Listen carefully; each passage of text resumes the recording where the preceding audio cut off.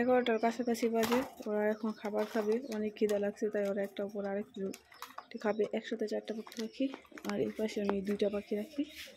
আমার খাঁচাগুলো অনেক ময়লা হয়ে গেছে, সকালবেলা আমি এখন এগুলো পরিষ্কার করব।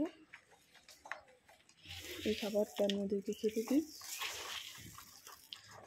ওরা খুব মজা করে খায়।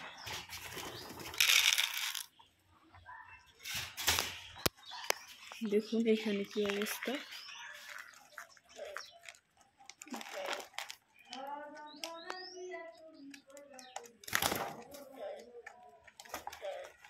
আর এই পাখিটার মনে হয় ঠান্ডা লাগছে, ওর ডাকের মধ্যে বোঝা যাচ্ছে। এখানে কি অবস্থা করে।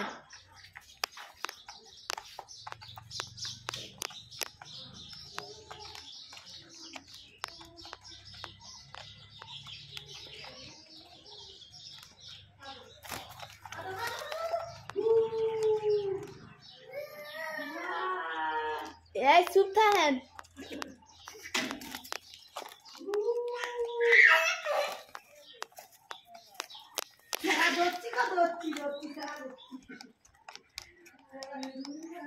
আমার পাখি কিভাবে খাবার খায় এটা দেখুন। আমি ক্যামেরা খুব কাছ থেকে দেখাচ্ছি, দেখুন ওরা খুব মজা করে এই খাবারগুলো খায়।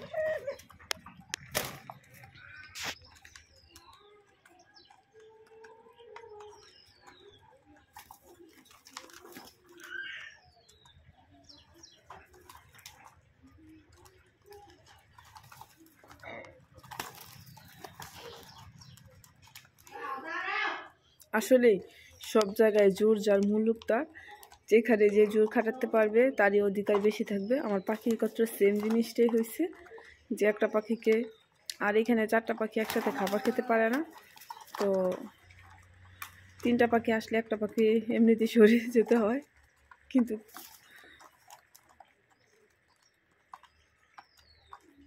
আমার পাখিগুলোর অনেক দিন হয়েছে যে ডিম পারে না।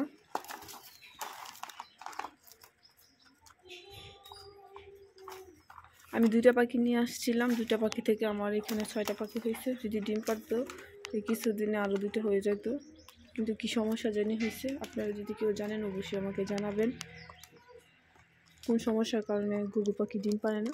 দেখুন খাবারগুলো শেষ করে দিছে, ওদেরকে আরও খাবার দিতে হবে। আর পানিটাও খুব ময়লা করে দিয়ে ফেলছে, আমার ওদেরকে পানি দিতে পরিষ্কার করতে হবে। সকালবেলা আমার এই রুটিন অনুযায়ী আমি পাখিকে খাবার দিই। এই পাখিটা অসুস্থ, তাই ওই খাবার তেমন খাচ্ছে না। আর এইখানে এই পাখিগুলো দেখুন শুধু খেতেই পাচ্ছে, শুধু খেতেই যাচ্ছে।